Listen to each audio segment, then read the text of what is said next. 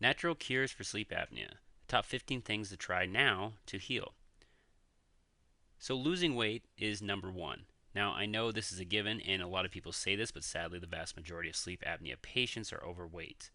Many of those who lose weight sometimes find that their apnea can disappear. Now, this is just the easiest thing to try first.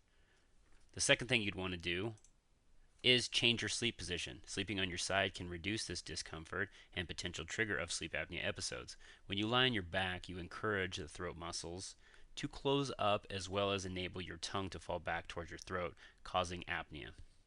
So, sleeping on your side can counteract that. Mouth and throat orofacial exercises. Mouth and throat exercises, also called orofacial exercises, are claimed to be the new and most exciting recent development in sleep apnea treatment. This is helpful, but does not heal the root issues of sleep apnea. So you do need to be aware of that. Now, it can strengthen the uvula, the soft palate, and some areas in here, and then get the tongue to kind of come back if you do these exercises, but there's still a reason why this happened in the first place. So there's also positional therapy for sleep apnea. Now, all these can help right away, and they're easiest ones to try first. So some sleep apnea sufferers only stop breathing when they sleep in the wrong position. Now, this is classified as positional obstructive sleep apnea. This is why if you're sleeping on your back or on your face, you want to sleep more on your side. And this is why tools such as this bumper belt here can be very useful. They also have different kinds of bumper belts. They have sleep apnea pillows and things called posture alarms, which give you a little alert when you're turning on your side and wake you up. And you would want to try yoga to sleep better. So, some positions of yoga would be these 5 positions. These can also help sleep better, and there's also a lot of other yoga positions that are directly helpful for sleep apnea. You're going to want to try to stop smoking and drinking alcohol. Now, this is another one that a lot of people hear, but this is a very main important one because it causes inflammation and also causes problems with the relaxation in the back of the throat. So this is actually a huge indicator. If you could just stop this and lose some weight, sometimes it could almost end your apnea if you have a minor episodes or you have a minor case of sleep apnea.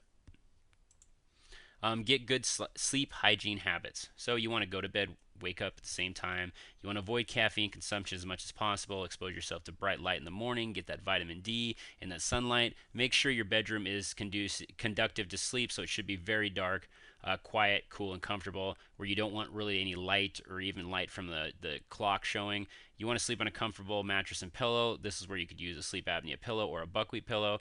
You don't want to go to bed feeling hungry, as well as you don't want to go to bed completely full. You want to develop a relaxing routine so your body can actually get in the zone when it does go to sleep, such as drawing the curtains down, turning on the air, turning off the TV, maybe reading a book. All these things, maybe some light meditational music, could all trigger your sleeping to come easier instead of just trying to go to sleep. Reserve your bedroom for sleeping only. There's no phones, there's no work, there's no nothing. You just, when you go in there, your mind instantly thinks of sleep. And then you want to get exercise regularly during the day, which makes you a lot tired. And this is if your pets are a little bit annoying and jump in your bed, but they say don't have pets in your room, which is, it's kind of up to you. If your dog's pretty quiet, you can still let him sleep in there. It's not the hugest deal of your sleep apnea. So that is not going to cause the biggest problem in the world. So then moving on, you'd want to also try acupuncture therapy or acupressure therapy. Now, acupuncture needles exert powerful influences that stimulate the actions of hormones that help heal your body. Now, they also contribute to cure your sleep apnea because this opens the airway and allows better breathing and oxygen intake.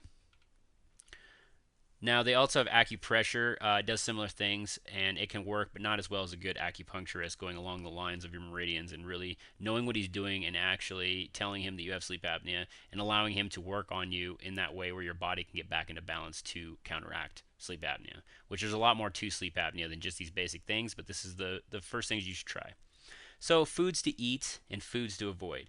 Now, foods such as olive oil, fish, avocados, leafy greens, and cruciferous vegetables like broccoli, cauliflower, and Brussels sprouts. Now, bad foods for sleep apnea would be things such as bananas, which is the one thing that a lot of times people don't know is bananas seem like a health food. But then there's some other ones that you kind of do know, like staying away from meats and butter, bacon, sausage, burgers, and pizzas, alcohol, beer, wine, mixed drinks, anything like pop, soda, all that kind of stuff interferes with your sleep. So you want to stay away from all this processed, fast food, additive laden food, basically. So then you can also, if you do a lot of this stuff, sometimes it's very helpful then to maybe try a saltwater gargle. Now, sleep apnea sufferers can help their symptoms by gargling with salt water. Simply take a cup of warm water and add a half a teaspoon of salt to it and gargle it before you go to sleep. It can actually help shrink the back of your throat, or actually shrink up inflammation in the back of your throat, clogging up your throat and causing apnea.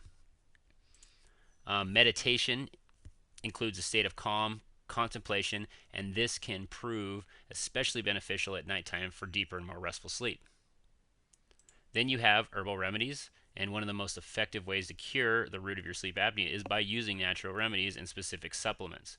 Now, there are 3 popular herbs: chamomile, valerian, and lavender. Now, these herbs have been used for centuries to help sleeping problems, but there's also these top 6 herbal combinations to promote good sleep. So you've got peppermint and lemon balm, you have cinnamon and passion flower, you have St. John's wort and cardamom, and lavender and saffron. Then you can also do valerian and magnolia, kava and chamomile.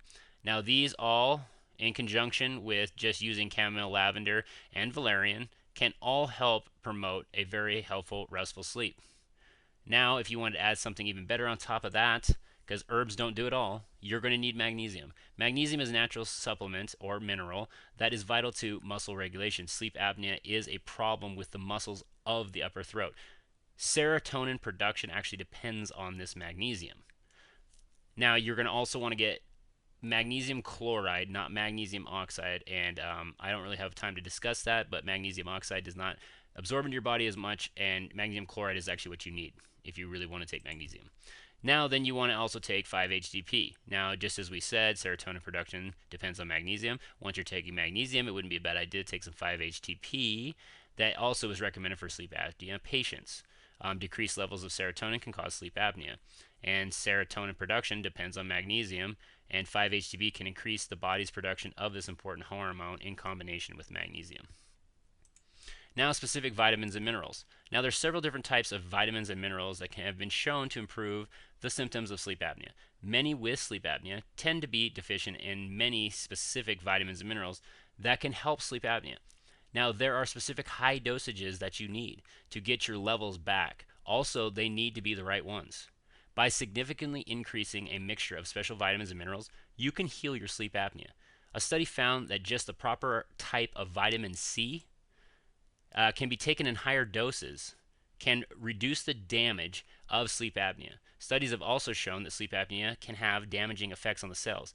Vitamin C can counteract that damage. By increasing vitamin C consumption, at least right now, while you're treating your apnea, you can reduce potentially dangerous effects of the sleep apnea disorder. Now, these are some great ways to get naturally vitamin C. Now, you can also get vitamin C such as camu and acerola berry. Now, these are the highest ones. These together are the highest ways to get vitamin C, and as you can see here, camu is 50,000 parts per million. Acerola berry is 16,000 parts per million, and orange is 1,000 parts per million in vitamin C.